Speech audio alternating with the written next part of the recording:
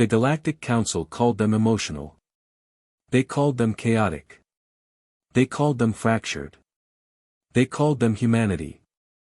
Scattered across disparate systems, bickering amongst themselves, prone to illogical bursts of empathy or senseless cruelty. They were a curiosity, perhaps useful for raw materials or niche technologies, but ultimately irrelevant on the grand stage of galactic politics. Their pleas for recognition, for fair trade, for basic courtesy, were met with the polite, often condescending, silence of those who considered themselves inherently superior. The Council was old, established, its member species ancient empires with histories stretching back millennia, built on stability, hierarchy, and the quiet understanding that power belonged to those who already possessed it. Humanity possessed none of that, not in the ways the Council understood. They issued warnings. Small freighters broadcasting pleas, diplomatic envoys speaking of shared dangers beyond the Council's borders, researchers presenting data on anomalies in the void the Council chose to ignore. They spoke of interconnectedness, of mutual aid, of the dangers of unchecked expansion and forgotten history. The Council heard only noise. They saw only weakness masking ambition, a young species presuming to lecture its elders. The warnings were logged, categorized, and filed away. Ignored. Dismissed. Humanity learned, slowly, that the galaxy did not listen to words delivered without the backing of overwhelming force. Then came the harvest. Not a war, not a conquest, but an act of brutal, clinical extraction. The Cthar hegemony, a prominent council member known for its efficiency and ruthlessness, required a new energy source. The core of the human colony world, Xylos, a vibrant, life-rich planet bustling with millions, was deemed suitable. No negotiation was offered, no evacuation proposed. A vast Cthar fleet simply appeared in orbit. The planetary shields, primitive by Council standards, collapsed in moments.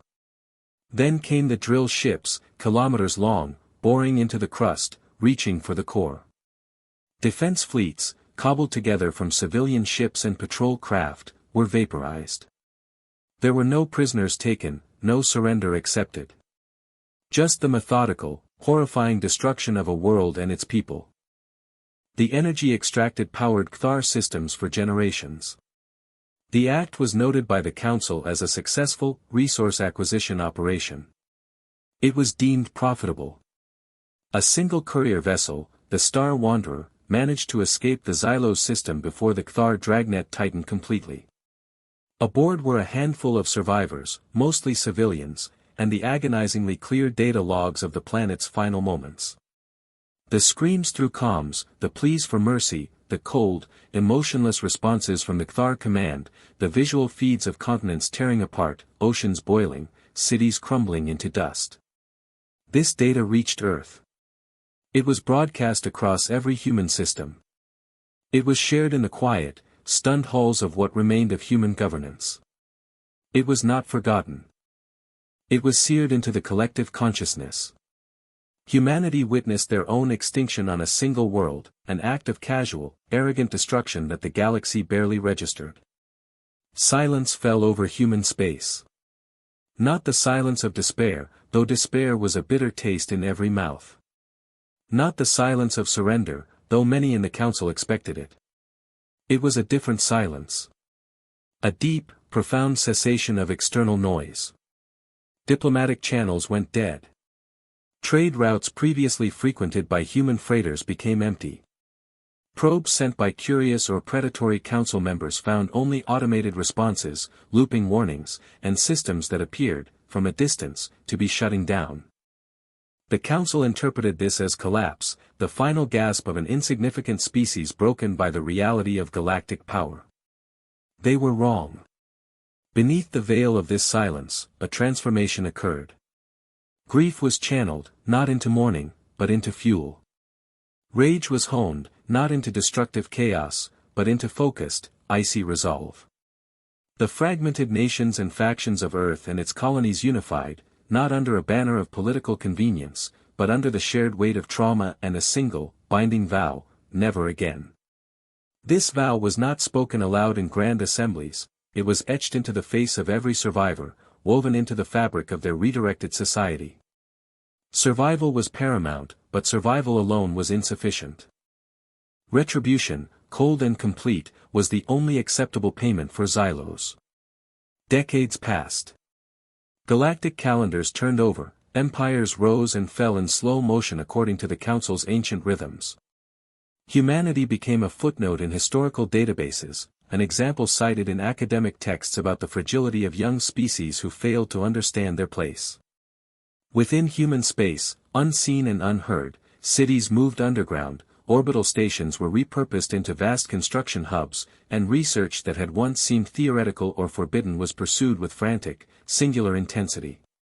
They delved into the fundamental nature of reality, not seeking understanding, but seeking weapons. They looked not to the light of stars, but to the void between them, to the unseen mass that held the universe together. Dark matter. A theoretical concept, something to be studied from a distance. Humanity sought to harness it. To weaponize it. Societies were rebuilt with ruthless efficiency. Education, industry, culture, everything was reoriented towards a single goal, survival and the ability to strike back. The old human capacity for empathy was not lost, but it was compartmentalized, focused inward, saved for their own. For outsiders, there was only the cold, strategic mind forged in the fires of Xylos. A new generation grew up knowing the story of the harvest not as history, but as a defining trauma, a lesson etched into their souls. They were not raised in comfort, but in the quiet hum of hidden reactors and the vast, silent construction yards in the void. They learned mathematics not for science, but for targeting solutions. They learned history not for wisdom, but to identify weak points. Then, after 50 galactic cycles, the silence ended. It did not end with a bang, but with a flicker. A section of space previously registered as empty, a void between two minor council trade routes, simply warped. Stars beyond it seemed to shift, light bent as though by an invisible, colossal mass. Then shapes emerged from the distortion. Not ships made of gleaming hulls and visible energy signatures, but vessels that seemed to absorb the light around them, edges blurred, surfaces drinking the void. They moved with an impossible grace, no visible engines, no detectable emissions. Dark matter warships. The first target was a Kthar orbital shipyard complex, Tkon Prime. A hub of their military manufacturing, a symbol of their industrial might. No warnings were issued. The human fleet, a silent, terrifying formation, simply arrived. Council early warning systems, designed to detect energy spikes, gravitic distortions from FTL drives, and ship signatures, were useless. The dark matter ships didn't travel through traditional FTL, they manipulated space itself, folding the distance. They didn't radiate heat, they absorbed it. Their weapons were worse. Beams that didn't explode, but simply erased, converting matter directly into raw, unusable energy or perhaps something far stranger. Shields flickered and vanished. Hulls didn't rupture, they unraveled at a molecular level. The engagement lasted less than an hour. When it was over, Tkon Prime was gone. Not destroyed, but unmade. A void where a starbase had been. The silence returned, save for the faint, confused distress calls from Kthar patrol craft witnessing the impossible destruction. Disbelief rippled through the Galactic Council. Their initial reports labeled it a localized spatial anomaly, a rogue black hole, anything but an attack. The Kthar, arrogant in their power, dispatched a punitive fleet, massive, well-armed, confident. They sought the anomaly, expecting to contain it. They found the human fleet waiting. Again, no warnings. Just the silent arrival, the bending of light, and the terrifying, clean erasure of ships. The Kthar fleet commander, a veteran of countless campaigns, broadcast his terror in his final moments, describing ships that drank the light and weapons that unmade God's work. The broadcast cut out mid-scream. Council arrogance began to shatter. Across the galaxy, the human fleet began its systematic campaign. This was not a war of conquest or territorial gain. It was a process of dismantling.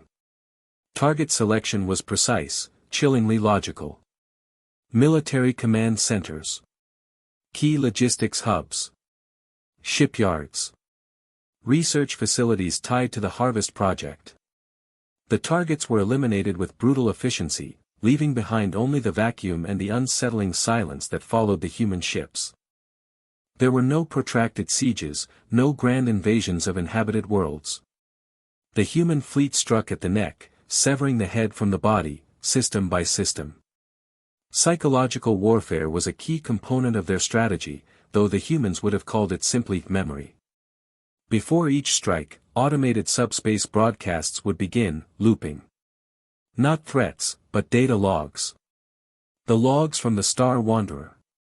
The screams from Xylos. The cold Cthar responses. The visuals of the world tearing itself apart. Played over and over, in every known council language. A constant, chilling reminder of the catalyst, broadcast into the minds of those about to face retribution. Some council systems descended into panic before the human ships even arrived. Others saw internal uprisings, populations who had witnessed similar, though perhaps less devastating, acts by the council powers, now emboldened by the sight of the mighty collapsing. The council powers scrambled. They threw fleets, superweapons, ancient defensive arrays at the silent attackers. Nothing worked. Energy weapons were absorbed. Kinetic rounds warped around the hulls. Their most advanced shields were nullified instantly by the dark matter manipulation. They tried retreating into fortified systems, behind nebulae, into asteroid fields. The human ships simply folded space, appearing within their defensive perimeters, striking from impossible angles. Decoys were deployed, feints attempted, but the human fleet seemed to possess an uncanny awareness, anticipating every move, countering every strategy before it could fully form. It became clear that the humans were not just fighting with advanced technology, they were fighting with a cold, strategic genius born of decades of planning and absolute focus. It also became terrifyingly clear that the humans were holding back. The weapons that unmade ships and stations were used only on military targets or infrastructure directly involved in the Council's power projection. Civilian worlds were bypassed, left untouched, though the looping broadcasts ensured they were witnesses to the Council's dismantling. The full capabilities of the dark matter technology remained unknown, hinted at only by the impossible maneuvers of the fleet and the unsettling feeling that they were merely demonstrating a fraction of their true power.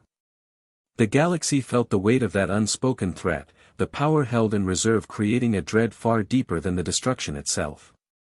What else could ships that manipulated the fundamental forces of the universe do?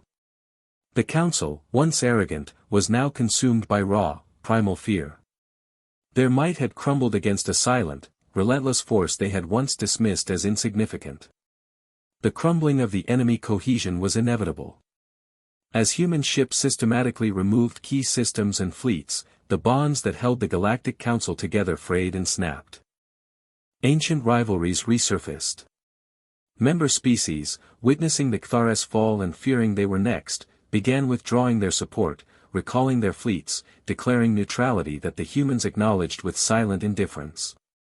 The bureaucratic paralysis that had characterized the Council in peacetime became a death spiral in war. Decisions were delayed, conflicting orders issued, factions within the Council turned on each other, squabbling over dwindling resources and scapegoats. The arrogant empires, built on centuries of unchallenged dominance, proved brittle when faced with a threat they could neither comprehend nor defeat. In a desperate, final gamble, the Council leadership ordered the activation of Project Ebb and Void. An ancient, forbidden technology, dormant for millennia, rumored to manipulate subspace energies on a colossal scale, capable of collapsing entire star systems.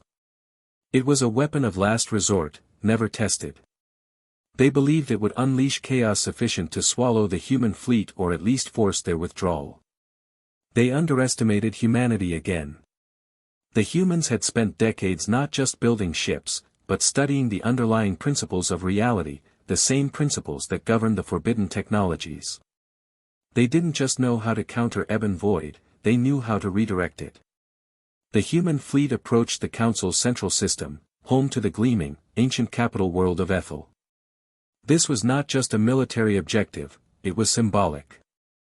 The heart of the arrogance that had allowed Xylos to be destroyed. The Council gathered its remaining fleets, the desperate last stand in orbit of their most sacred world. The human fleet arrived, silent as ever, arrayed in a formation that seemed to drink the light from the nearby star. The Ebon Void project was activated on Ethel, a wave of destabilizing energy surging outwards. The human ships didn't flee. Instead, their dark matter cores flared, bending the energy, twisting its trajectory. The wave didn't engulf the human fleet, it turned back upon Ethel itself. Not to destroy it, but to disrupt its reality anchor, to shake the very foundations of its existence. Ethel became a world experiencing temporal and spatial inconsistencies, phasing in and out of normal reality, a dizzying, terrifying nightmare. A living monument to the consequences of their actions. The human fleet held position, silent witnesses to the panic that erupted from Ethel and the surrounding Council fleets. They had the power to annihilate every ship, to glass the capital, to unmake the entire system. But they didn't. They had made their point. The Council was broken, their ultimate weapon turned against them, their heart world rendered a dislocated anomaly. The demonstration of power was complete. The threat was no longer silent, it hung in the void, heavy and undeniable. The age of Council dominance ended not in a final, glorious battle, but in a whimper of fear and the chilling spectacle of their own hubris reflected back at them. The rest of the galaxy watched, paralyzed by fear and awe. A new dominance settled over the galaxy, not proclaimed, but understood. Humanity, the once dismissed, the shattered, now held the reins of power. Not through treaties or alliances, but through the terrifying certainty of their capability.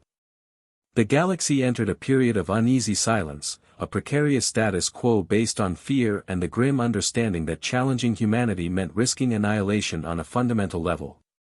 Systems previously aligned with the Council scrambled to send envoys, though few were received. Independent species cautiously sent probes, hoping to understand this new, silent power. Humanity largely remained within its self-defined borders, a vast, dark zone in the galactic map that no one dared approach without invitation. Inspired by the Council's downfall, many species who had suffered under their rule saw a glimmer of hope. Rebellions flared, long-suppressed populations rose against their former masters. Some attempted to contact humanity, seeing them as liberators.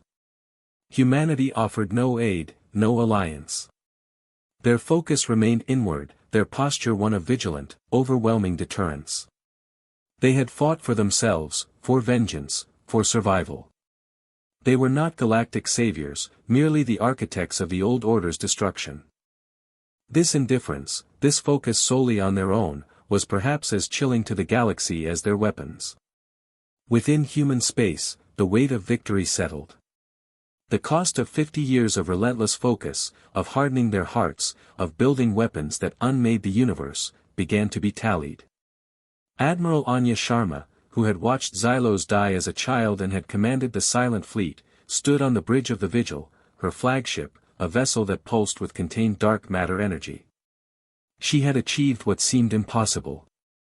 She had avenged her world, her family. But the victory felt cold, hollowed out. They had become what they fought against, not in their methods, perhaps, but in the fear they now inspired. Internal dilemmas arose. Younger officers, raised only in the culture of silent war, questioned the perpetual state of readiness, the lack of engagement with the wider galaxy. Some argued they should use their power to build a better, more just galaxy. Others, hardened veterans of the silent preparation, believed any contact was a weakness, a risk. Factions formed, arguing for isolation versus cautious engagement, for extending influence versus maintaining their fearful perimeter. New dangers, though smaller than the Council, began to emerge. Remnants of the Kthar, driven by a desperate, suicidal vengeance, launched sporadic, futile attacks. More significant was the ideological split within humanity itself. A growing faction, led by figures who saw the Council's collapse as proof of the inherent weakness of emotion and compassion, advocated for purging these traits from human society entirely, molding humanity into a purely logical, efficient, and utterly ruthless entity. They saw the use of dark matter not just as a weapon, but as a philosophical statement, a rejection of the light that had failed them. This internal struggle, quiet but potent, threatened to turn humanity's terrifying power inward. A new, fragile status quo settled over the galaxy. The Council was gone, its power shattered, its remnants scattered. Humanity reigned, not from a throne, but from the silent depths of their dark matter-shrouded space. Their borders were inviolable, their movements unpredictable. They were the silent watchers, the grim arbiters of a peace enforced by the memory of their power. True peace was a distant, perhaps unreachable, dream. Humanity grappled with its new role. Were they guardians? Tyrants? Or simply survivors who had paid too high a price? Admiral Sharma, now burdened by the immense responsibility for her species' future and the moral weight of their actions, knew there were no easy answers. They had proven they could break the old order, but building a new one, even for themselves, was fraught with peril. The lingering threat was ever present. Not just from external forces, but from within. Had they become the monsters they once feared? Had the pursuit of vengeance corrupted them utterly? The vast, silent fleet, capable of unmaking worlds, remained a chilling presence. Humanity's final message to the galaxy was delivered not in words, but through a singular, terrifying act. On the anniversary of the Xylos harvest, the human fleet gathered in the void where Tkon Prime had once orbited. They did nothing. They simply were. A silent, irrefutable presence, a monument built of absence and fear. The broadcast data of Xylos played on a loop in every system within range. The message was clear: we remember. And we will ensure you do too. There would be no third chance. Reflection settled like dust on the ruins of the old order. The cost of vengeance was high, paid not just in lives, but in the hardening of souls. Power, once grasped, proved a heavy burden, a constant temptation to become the very thing they had fought. The importance of memory was etched in the fabric of the new reality, the memory of suffering fueled their rise, and the memory of their power now kept the galaxy in line. Yet, the cycle of violence felt unbroken, merely paused, waiting for the next arrogant power to forget, for the next species to underestimate. Humanity, the silent power in the dark, stood as a testament to what happens when the ignored are pushed too far. Their victory was complete, but the price was their innocence, and the future remained a vast, uncertain void.